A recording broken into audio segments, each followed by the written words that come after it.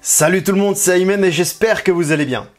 Aujourd'hui dans cette vidéo, nous allons faire un petit récap de tout ce que nous savons des AirTags, grâce notamment à un article de Macromorphs que je vous ai retrouvé et que nous allons lire ensemble. D'ailleurs, bien sûr, je vais vous donner un peu plus de détails concernant les AirTags grâce à cet article notamment. Et comme vous le remarquerez, je vous propose en fait cette vidéo dans un tout nouveau format. Donc n'hésitez pas à me dire vous dans les commentaires ce que vous pensez de ce format-là. Votre avis comptera énormément, c'est ce qui me permettra de savoir où je vais exactement avec ce nouveau format. Je vous expliquerai pourquoi en fin de vidéo j'adopte ce type de format et puis écoutez, commençons tout de suite. Alors l'article se nomme les AirTags d'Apple annoncés pour le lancement en octobre. Voici à quoi s'attendre. Apple travaille sur un appareil de suivi Bluetooth de type Tile, conçu pour être attaché à des éléments tels que des clés et des portefeuilles. Alors si au cas où vous ne connaissez pas la marque Tile, Tile est tout simplement la référence aujourd'hui en termes de tracker d'objets. Alors, pour être franc avec vous, en France, j'en entends pas énormément parler, mais aux États-Unis, c'est très répandu. Donc, je pense qu'Apple voudra concurrencer directement cette marque-là. Appelés les AirTags, ces trackers d'objets vous permettront de garder un œil sur vos biens directement dans l'application Find My, donc qui est l'application localisée sur les versions d'iOS françaises. Les AirTags sont peut-être l'un des secrets les pires gardés d'Apple, donc les moins bien gardés, car nous envoyons des signes dans diverses versions d'iOS depuis début 2019, donc ça remonte quand même à quelques mois, un peu plus d'un an même. Mais il semble que AirTag pourrait enfin être prêt à être lancé avec de nouveaux iPhones cet automne. Donc c'est ce qui se dit effectivement, d'après les rumeurs, les AirTags seraient peut-être potentiellement le fameux One More Thing que nous attendons pour les prochaines keynotes. D'ailleurs, j'avais fait une vidéo il y a quelques semaines où nous tentions de deviner ce que sera le prochain One More Thing. Donc si vous ne l'avez pas visionné, n'hésitez pas à aller le voir. Et puis je vous présente en fait quelques produits qui seraient justement susceptibles d'être présentés à ce moment-là. Donc il y a les fameux AirTags justement. Sur la base des images trouvées dans iOS, les AirTags peuvent être de petites balises circulaires avec Bluetooth intégré et prise en charge ultra large bande à des fins de suivi. Donc, grâce notamment à la puce U1 qui a été intégrée depuis les iPhone 11. Sur les iPhone 11, en fait, la puce U1 a été intégrée surtout pour aider en fait à vous orienter vers le bon iPhone pour pouvoir envoyer un fichier via AirPlay. Voilà, donc la puce U1 sert pour AirPlay actuellement. Mais cette puce va aller bien plus loin en fait, car elle va vous permettre tout simplement de vous orienter non pas vers un iPhone cette fois, mais justement via ces AirTags. Sur la base des images trouvées dans iOS, les AirTags peuvent être de petites balises circulaires avec Bluetooth intégré et prise en charge ultra large bande à des fins de suivi. Alors si au cas où vous n'avez pas suivi les rumeurs qu'il y a eu jusqu'à maintenant, dans ce cas-là, c'était même plus que des rumeurs parce que c'était des images qui ont été fuitées depuis l'une des premières versions d'iOS 13. On a des images et ces images-là sont des images officielles d'iOS 13, ont été retrouvées dans l'une des versions d'iOS 13. Et là, clairement, on peut voir qu'il y a bien une prise en charge d'un tracker d'objets depuis l'application localisée. Et c'est, voilà, là on a eu l'une des premières preuves grâce à ces images-là de l'existence de ces AirTags. Vous pourrez localiser vos AirTags dans l'application Find My sur iPhone, iPad ou Mac. Tous les appareils qui intègrent l'application localisée pourront vous retrouver vos AirTags. Donc c'est ce que l'article veut vous dire.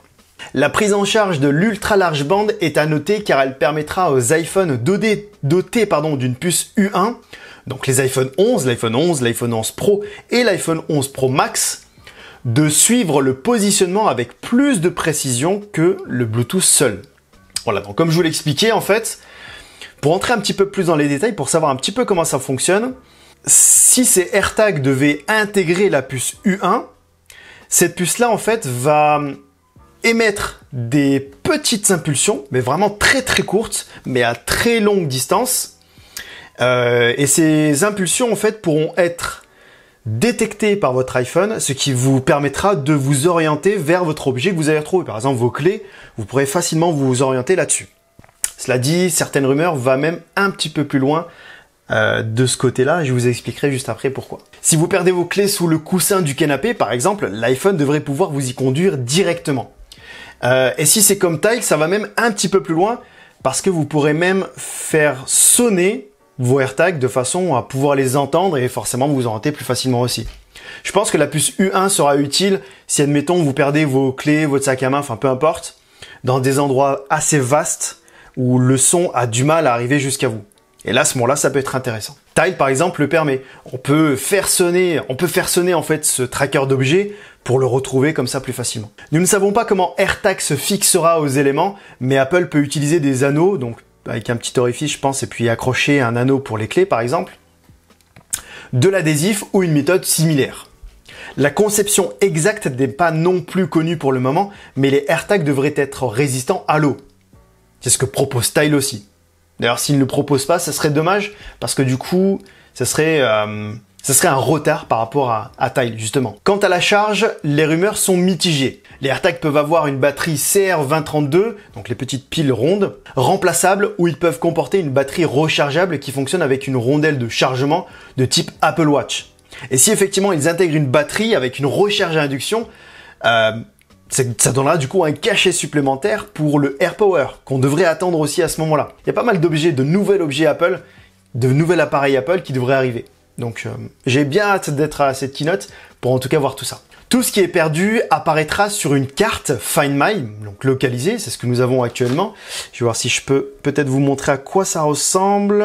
Donc si vous avez un iPhone, vous avez peut-être dû voir à quoi ressemblait l'application localisée, mais elle est plutôt bien faite. Là par exemple sur ma carte, on voit clairement où se trouve mon iPhone, où se trouve mon iMac, mes AirPods, etc., etc. Et donc là, on pourra du coup retrouver les AirTags et l'objet qui est accroché avec surtout. À l'intérieur, et lorsque vous êtes proche, vous pourrez également voir sur une carte de réalité augmentée avec le positionnement spécifique de votre appareil perdu. Et c'est là où ça devient très intéressant parce qu'apparemment ces AirTags intégreraient en fait une image que je pense vous choisirez du coup en réalité augmentée. On a par exemple des cartes qui permettent justement d'émettre une image en réalité augmentée.